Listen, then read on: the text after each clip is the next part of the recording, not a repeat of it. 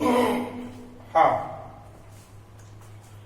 जैसा कि आपको पता है न्यूमेरिकल एनसीईआरटी का हम लगवा रहे हैं आपसे।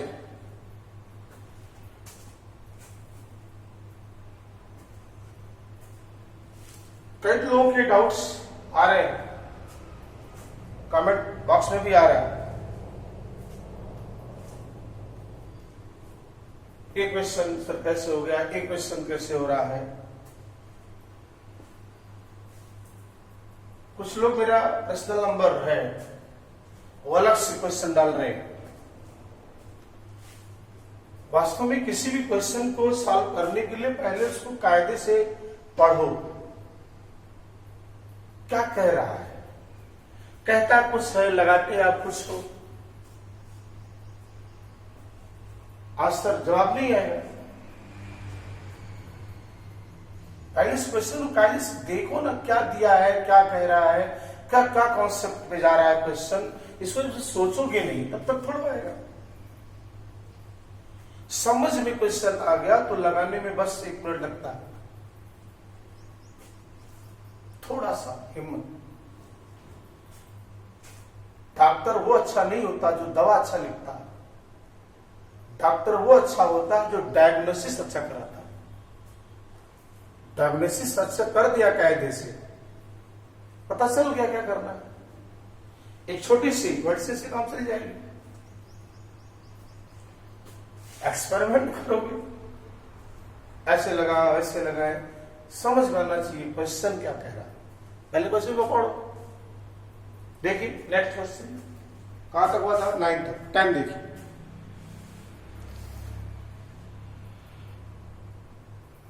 An electric dipole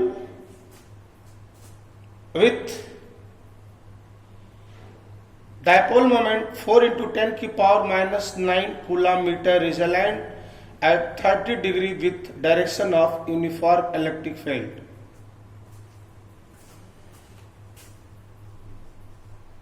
एक इलेक्ट्रिक डाइपोल है इसे। अब डाइपोल के बारे में आपको पता होना चाहिए। एक चार्ज नेगेटिव होगा, एक चार्ज पॉजिटिव होगा। बेस की डिस्टेंस कुछ होगी या नहीं भी हो सकती है, नहीं दिया होगा। एक इलेक्ट्रिक फील्ड वैसे रखी,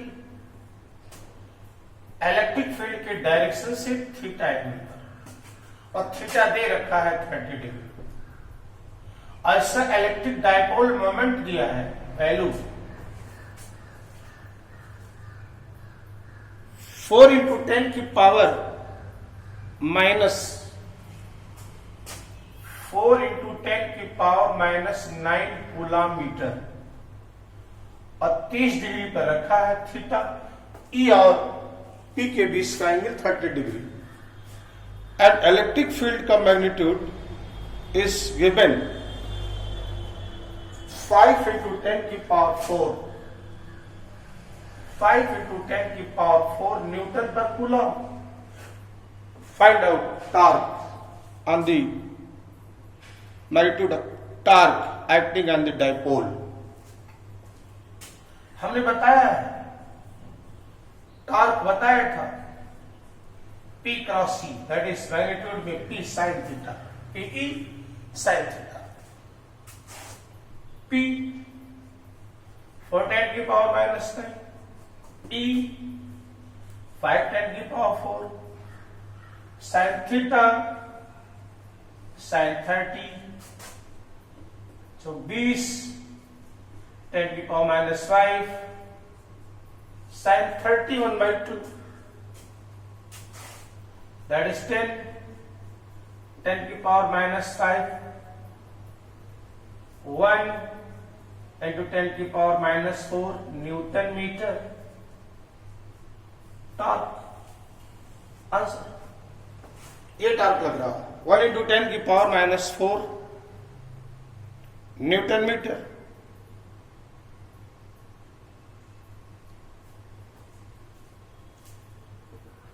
next question 11।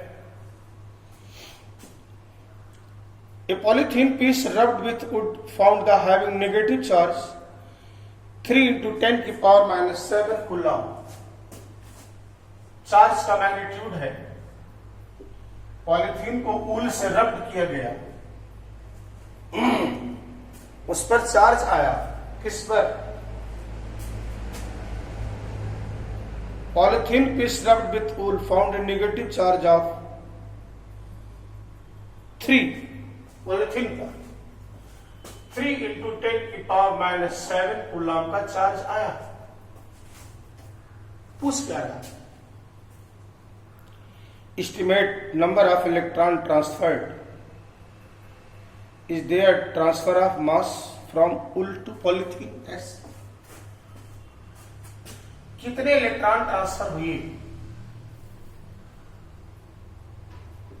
Number of electron n, कितना इलेक्ट्रॉन ट्रांसफर हुआ? डायरेक्ट फार्मूला बताया था, मान लो n इलेक्ट्रॉन ट्रांसफर हुआ तो चार्ज आया Q equals mE, Q equals mE। तो n पूछ रहा है Q by E, 3 × 10⁻⁷ by 1.6 × 10⁻⁹, that is 30/16, 10⁻12,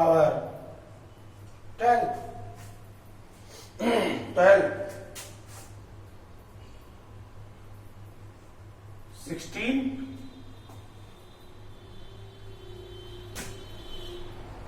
28,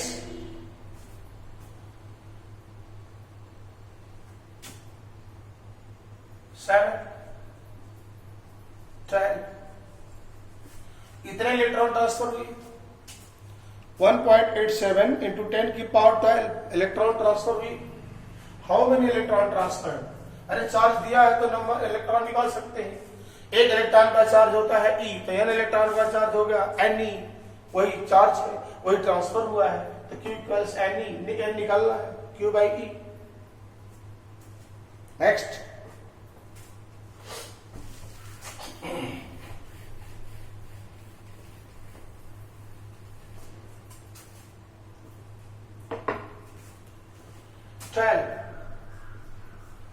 question number 12।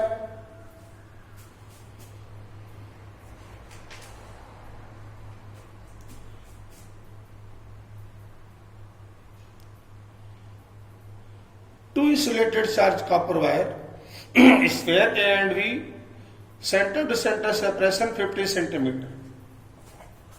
दो स्फीयर है A और B,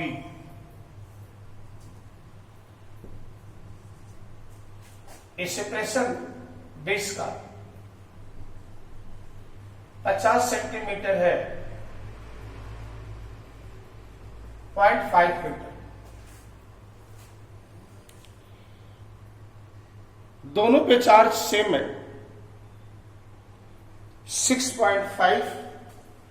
इस पर चार्ज QE, इस पर charge QB same,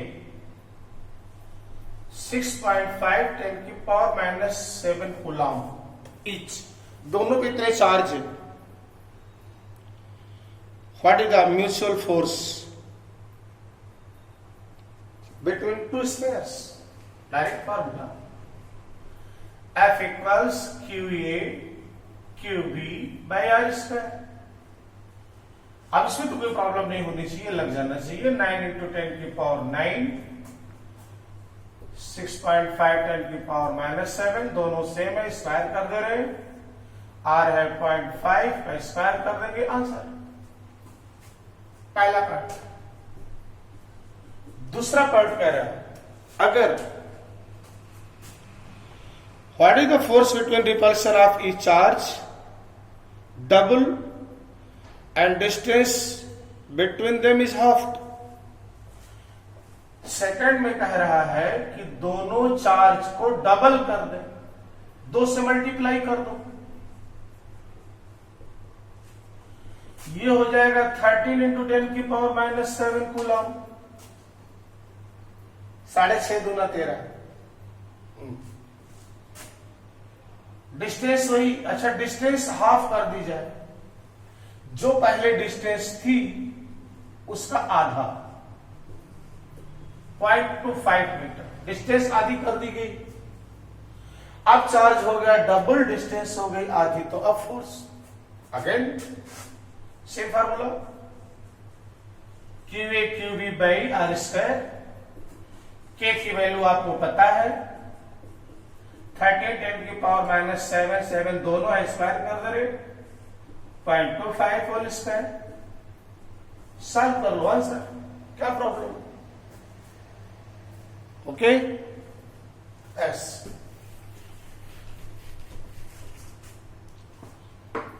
question number 30, comment box में इस क्वेश्चन के बारे में कई बार लोगों ने पूछा, कई लोगों ने पूछा। क्वेश्चन नंबर 30, एक तो लिख रही थी, क्या नाम है, स्नेहलता, स्नेहलता। इस तरह इस क्वेश्चन को दोबारा एक्सप्लेन करते हैं। एक बार हमने इसको सॉल्व करके भेजा था, उसने कहा सर बोर्ड पर एक्सप्लेन करते हैं। ठीक है, तुम्हारे लिए स्पेशल क्वेश्चन है। क्या था question 30? Suppose the sphere A and be in exercise 1.12। पहले तो तुम्हें तो ये जानना पड़ेगा कि ये जो क्वेश्चन पूछ रहा है 13 कोई तनहा क्वेश्चन नहीं है, इसी 12th क्वेश्चन से जुड़ा हुआ है। कह रहा है इन एक्सरसाइज 1.12, मतलब चार्ज वही है दोनों पर, ए और बी पर जो चार्ज है वही है, डिस्टेंस उनके बीच की वही है जो पहले थी, उसी साइड में करना है। स्फीयर भी दोनों वही है, ए बी, चार्ज है क्यू ए, इस पर क्यू बी। अब क्वेश्चन क्या कह रहा है,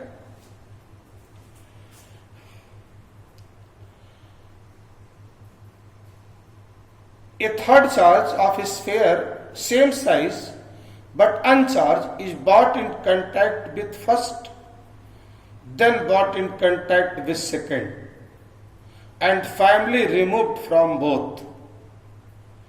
What is the new force between A and B? एक और स्फीयर ऐसे है C,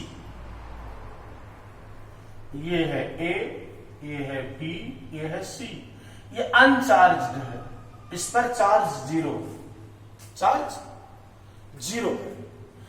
इन दोनों पर चार्ज इक्वल डिस्टेंस पर रखें। एक तीसरा वाला स्फीयर लाया सेम उसी तरह का, इस पर कोई चार्ज नहीं। पहले इसको कांटेक्ट में ले गया ए के, फिर हटाया, फिर ले गया बी के, फिर हटा के लेके चला गया। पहले सी को लाया ए के कांटेक्ट में, हटाया, फिर ले गया बी के कांटेक्ट में, फिर लेके चला गया। अब करा बताओ इन दोनों के बीच फोर्स क्या है, इन दोनों के बीच फोर्स क्या है। याद रखो, इस पर चार्ज कितना क्यू ए, इस पर चार्ज कितना जीरो।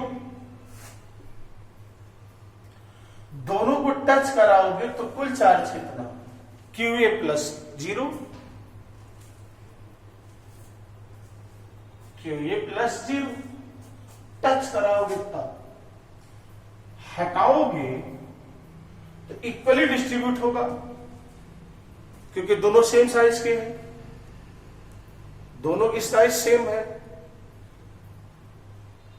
मान लो इस पर 10, इस पर 20 कूलम, टच कराया, टोटल 30 कूलम।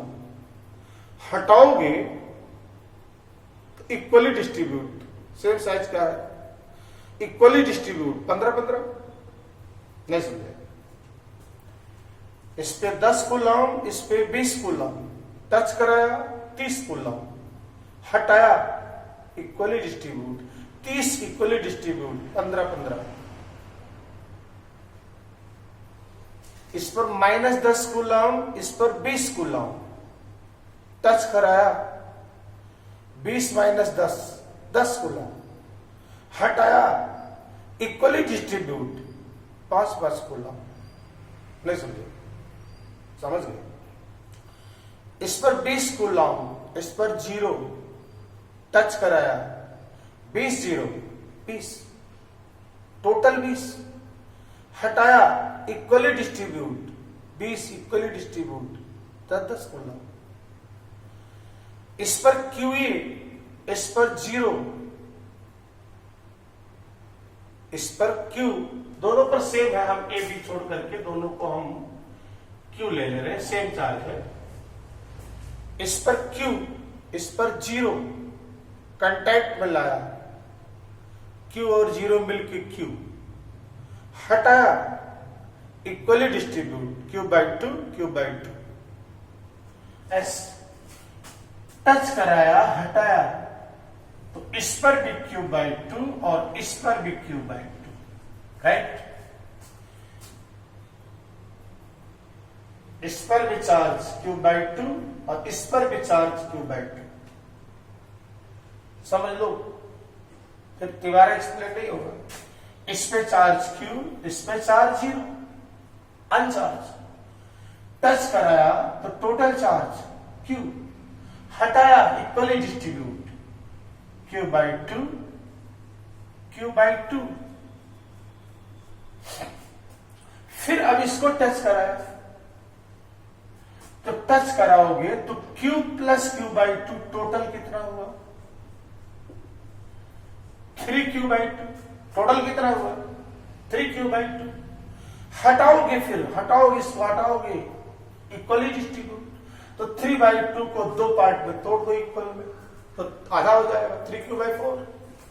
इस पर भी हो गया 3Q/4, इस पर भी हो गया 3Q/4, लेकिन इसको हटा के चला गया। लेकिन कर अब फोर्स, अब बोलो फोर्स के Q नहीं Q/2, Q2 नहीं 3Q/4/r²। ये देखो हो जाएगा K 9 10⁹, ये हो जाएगा 3/8 Q²/r²। 3 9 27/8 10⁹ Q 6.5 10⁻⁻7 का square by 0.5 square.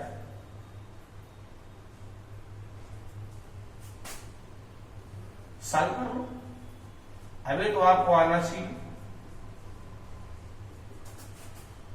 42.25 into 10⁻⁻14 by, ये हो जाएगा 25 10⁻⁻2। आप सॉल्व करो आंसर, राइट? ओके।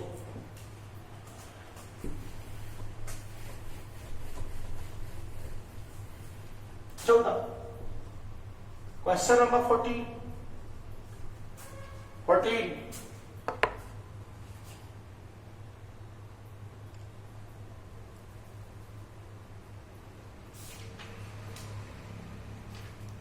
ऐसे फिगर बना है,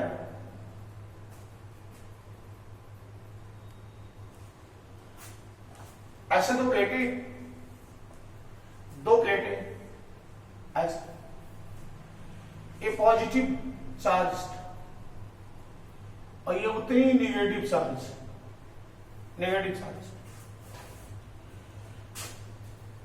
यहां से 3 चार्ज पार्टिकल छोड़े गए, ABC चार्ज पार्टिकल।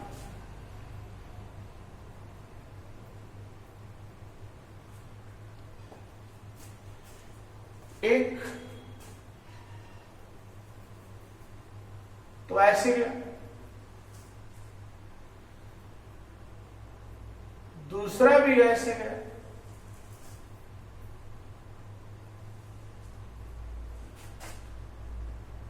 और तीसरा ऐसे आ गया।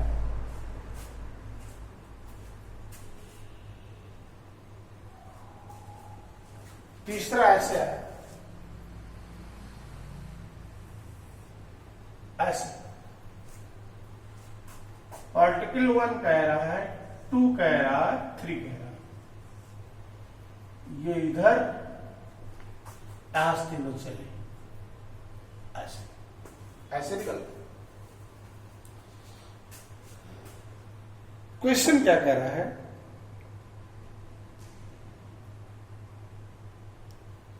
What particle has highest charge mass ratio, figure में, and give sign of 3 charges. तीनों की साइन बताओ, साइन मतलब 1 2 3 3 चार्ज, इनकी साइन बतानी है, साइन पॉजिटिव कौन है कौन निगेटिव। ऐसे देखो, अच्छा जो चार्ज पार्टिकल निगेटिव प्लेट की तरफ जा रहा है, पॉजिटिव प्लेट की तरफ जा रहा है, उसका साइन कैसा होना चाहिए, वो चार्ज कैसा होगा, पॉजिटिव कि नेगेटिव। मेरे ख्याल से तो नेगेटिव। क्यों, इलेक्ट्रिक फील्ड किधर होगी, नीचे, direction of electric field from positive to negative plate, इधर फील्ड होगी। तो फील्ड के अपोजिट जाने का मतलब फील्ड के अपोजिट फोर्स लग रहा है, और फील्ड के अपोजिट फोर्स तब लगेगा, फोर्स का डायरेक्शन फील्ड के अपोजिट तब होगा जब चार्ज निगेटिव हो। इसका मतलब 1 और 2 दोनों negative, particle 1 and 2 are negative charge, negative. और पार्टिकल 3 उल्टा है, नीचे की तरफ डेविएट कर रहा है, फील्ड के डायरेक्शन में डेविएट कर रहा है, that is positive. 3 is positive charge, positive charge particle. पहला पार्ट, पहले भी पूछ रहा, ये पूछ रहा। दूसरा कह रहा है कि which particle has highest charge mass ratio। अगर आपको याद हो तो हमने क्वेश्चन डेरिवेशन कराया था,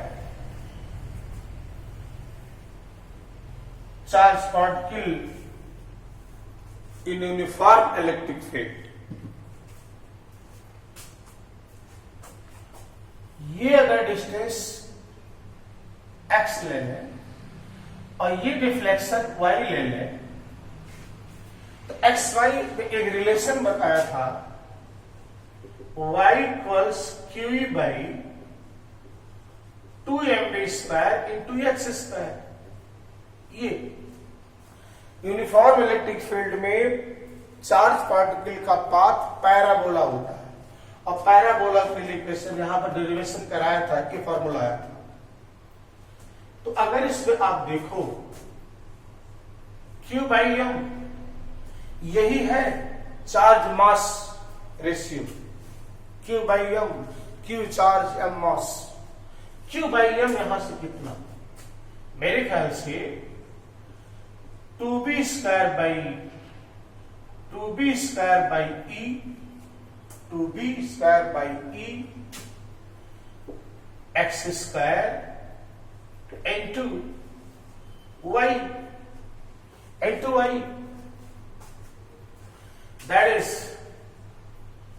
q by m is directly proportional to y. What is y? Deflection, deflection।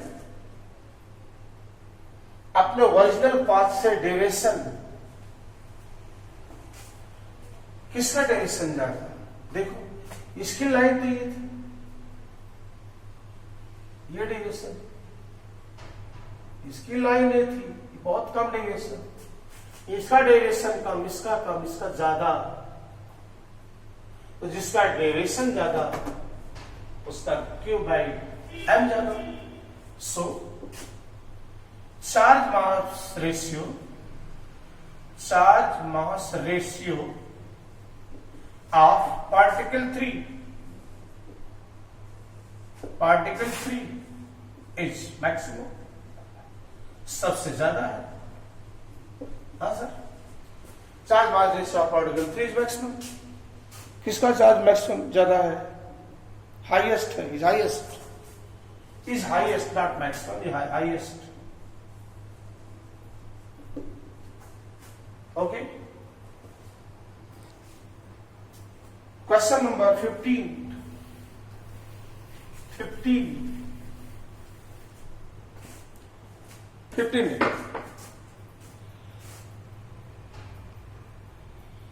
considering a uniform electric field 3 10 की पावर 3 इलेक्ट्रिक फील्ड है 3 इंटू 10 की पावर 3 आई कैप न्यूटन पर Coulomb electric field and what is the flux this field through square of 10 centimeter side whose plane is parallel to yz plane? ऐसे x y z इधर है z इधर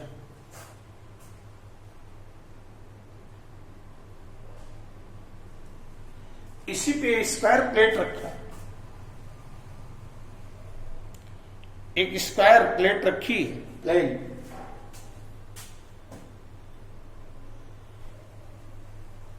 जो कि ऐसे प्लेन में रखी।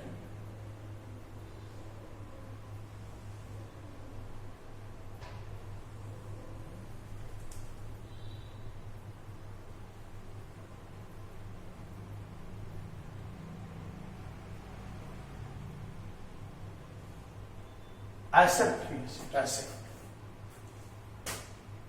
वाई और जेड प्लेन में सीट ऐसे रखी, ऐसे नहीं है, ऐसे ऐसे ना। इसका एरिया वेक्टर किधर? इधर एरिया वेक्टर इधर हो, राइट। इलेक्ट्रिक फील्ड किधर है? राइट। अरे भाई इधर तो है, ऐसा है। इलेक्ट्रिक फील्ड का मैग्नीट्यूड तो ये है, I cap gives what? Direction means along X axis. Electric field भी इधर है, इधर इलेक्ट्रिक फील्ड है, कांस्टेंट इलेक्ट्रिक फील्ड है, कांस्टेंट। तो ई और ए दोनों एक ही डायरेक्शन में, तो थीटा कितना? 0।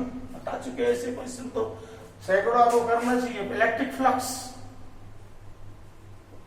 ई ए कॉस थीटा, ई 3 10 की पावर 3 ए 10 सेंटीमीटर स्क्वायर का साइड है, स्क्वायर है 10 सेंटीमीटर साइड हाई स्क्वायर का, तो area 100 centimetre square, 0.1 metre Y square, cos 0 1, 3 into 10 की पावर 50 30 3 10 की पावर -2 cos 0 1, 3 into 10 की पावर 1 that is 30 newton metre square पर कूलम, न्यूटन मीटर स्क्वायर पर कूलम। पहला part. Part A. Part B, what is the flux through the same square if normal to its plane makes 60 degree from x axis? इस plate का normal means the direction of area vector, direction of area vector makes angle from electric field 60 degree. The normal of plane square plate, normal of square plate gives what? Direction of area vector. Then direction of area vector on direction of electric field के बीच का angle 60 degree. that is gives theta 60 degree. Then flux phi EA cos theta, EA वो तो वही रहेगा 30 जो निकाला है, cos 60 1/2 15 Newton metre square पर कूलम। आंसर। नेक्स्ट देखते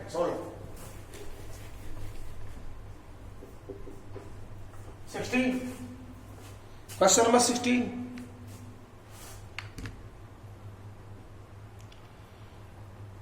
What is the net flux uniform electric field in exercise 1.15 through a cube of side 20 centimeter oriented so that faces are parallel to the coordinate planes?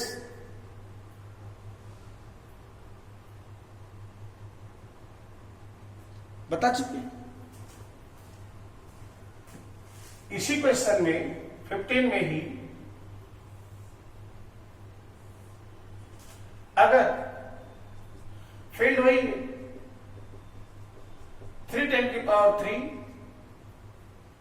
I cap Newton पर coulomb,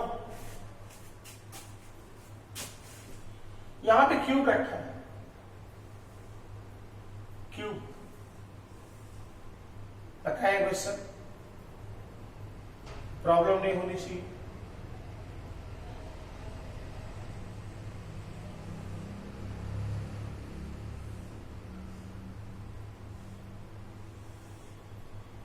ऐसे क्यों रखा है? ऐसे electric field constant हमने बताया था अभी, आप क्वेश्चन इस तरह के कई क्वेश्चन बताए थे। ये जो चार फेस है, फ्रंट बैक टॉप बॉटम, ऐसे फ्लक्स पास नहीं होगा क्योंकि एरिया वेक्टर और ई के बीच का एंगल है 90 डिग्री।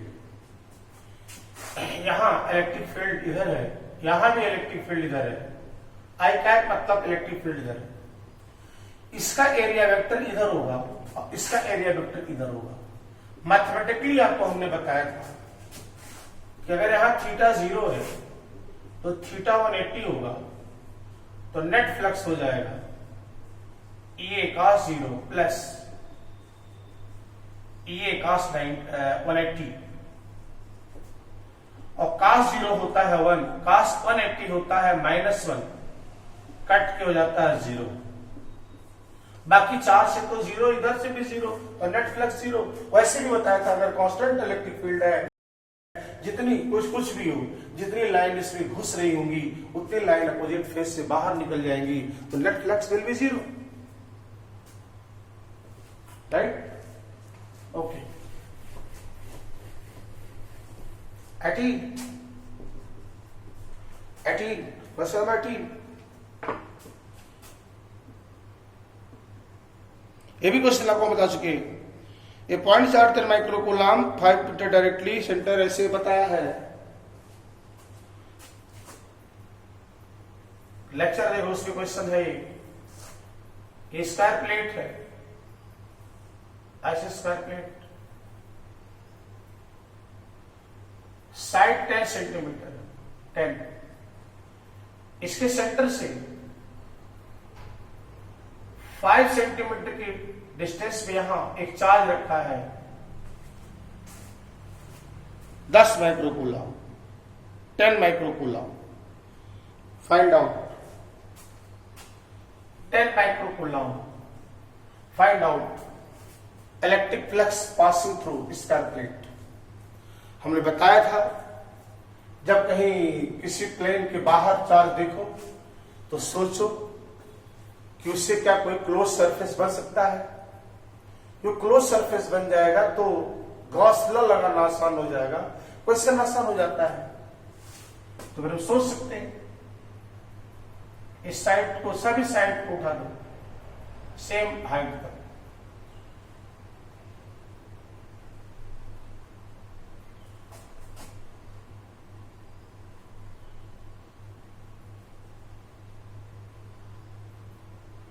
ऐसे सेम हाइट ऐसा उठ गए तो मिला दो, क्यों बन गया? ये चार्ज कहां चला गया? सेंटर पे। total charge, total flux passing through Q.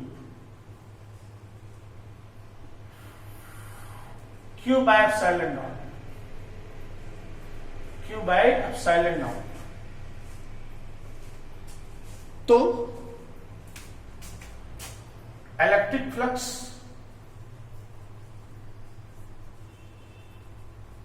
Passing through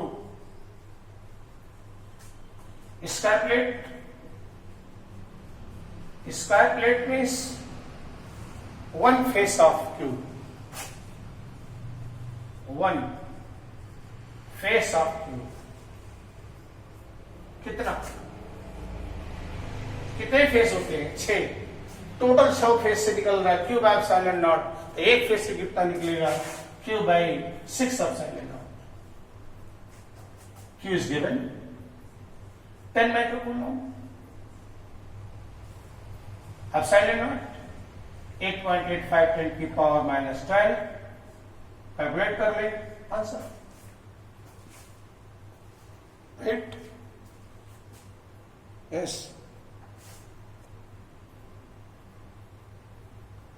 next देखिए.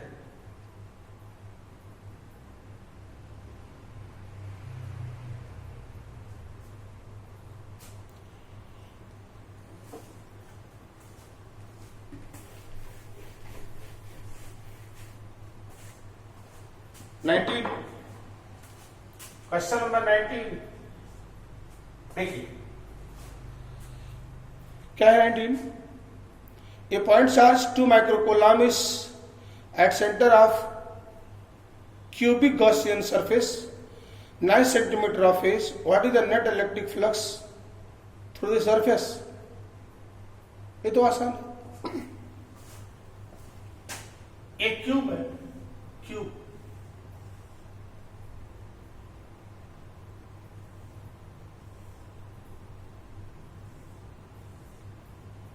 क्यूब है. इसके अंदर एक चार्ज क्यू. ये दिया 2 माइक्रोकूलम. 2 × 10 की पावर -6 कूलम. साइड दिए 9 सेंटीमीटर. साइड सभी साइड दी है 9 centimetre cube. What is electric flux passing through cube? Electric flux phi E direct formula. अब क्लोज सरफेस है क्यूब एप्सिलॉन नॉट. कुछ करना है नहीं. इससे कोई मतलब, साइड से कोई मतलब. हमने बताया था electric flux is the independent of Gauss law में. क्लोज सरफेस के लिए जो इलेक्ट्रिक फ्लक्स है उस क्लोज सरफेस के शेप और साइज पर डिपेंड नहीं करता. Q 2 × 10 की पावर -6 एप्सिलॉन नॉट 8.85 10 की पावर -12. सॉल्व कर ले answer.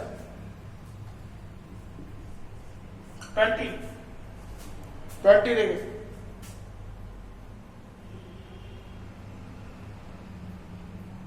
A point charge is electric flux disk passing through a spherical gaseous surface 10 cm radius covered to charge. If the radius of gaseous surface is doubled, how much electric flux would be passing through surface? What is the value of point charge?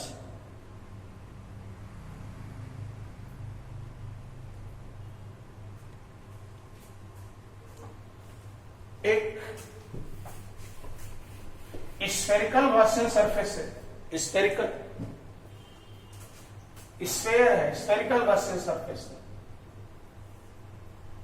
Radius 10 centimetre. इससे जो flux निकल रहा है, flux -1 × 10 की power 3 Newton metre square पर coulomb. इतना flux pass हो रहा है. -1 × 10 की पावर -3 +3. इतना पास हो रहा। निगेटिव कोई ज्यादा दिक्कत होने की बात नहीं है। निगेटिव का मतलब फ्लक्स एंट्री कर रहा इधर अंदर, चार्ज अंदर है, निगेटिव फ्लक्स है।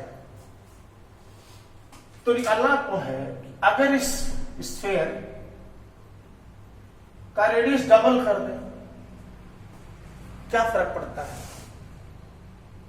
रेडियस डबल नहीं, क्यूब हो अंदर कर दो, क्यूब के अंदर रख दो ये चार्ज, इतना फ्लक्स निकले तो चाहे क्लोज सरफेस ही है ना।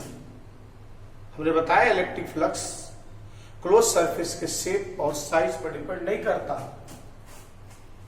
तो आंसर होगा if radius of sphere is doubled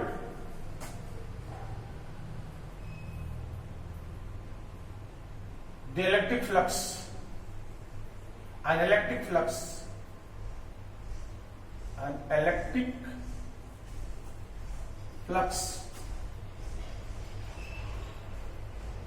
will be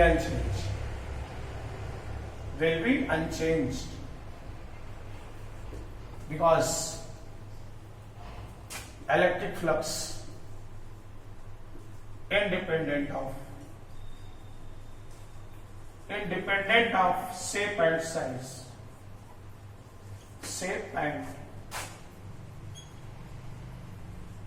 of closed surface. So flux सही हुआ, जितना था पहले उस पर कोई चेंज ही नहीं है। ये पहला पार्ट पूछ रहा था। दूसरा वाला जो अंदर चार्ज रखा है उस चार्ज की वैल्यू क्या है आप देख सकते हो, क्यू बाय एप्सिलॉन नॉट। तो चार्ज हो जाएगा क्यू कितना, 5e into epsilon not cross multiply, 5 दिया है माइनस 1 10 की पावर माइनस 3 और एप्सिलॉन नॉट जानते हो 8.85 10 की पावर माइनस 12, तो ये माइनस 8.85 10 की पावर माइनस 9 कूलम, या लिख देंगे minus 8.85 nano coulomb. Answer charge inside the sphere. ये आपका था 20। ओके,